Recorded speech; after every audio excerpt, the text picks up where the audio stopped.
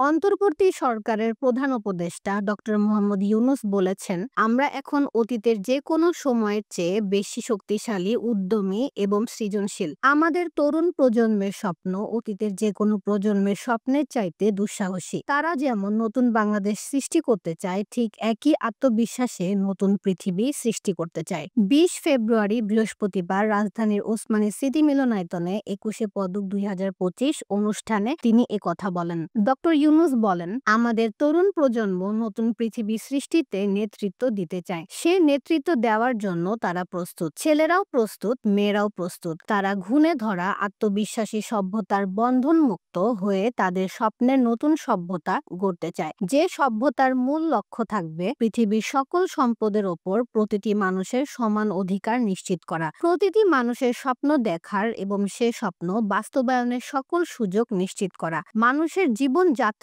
এমনভাবে গড়ে তোলা যাতে পৃথিবীর অস্তিত্ব কোনো রকমে বিঘ্নিত না হয় এবং পৃথিবীর ওপর বসবাসরত সব প্রাণী সুস্বাস্থ্য নিয়ে বেঁচে থাকা কোনো ক্রমেই বিঘ্নিত না হয়।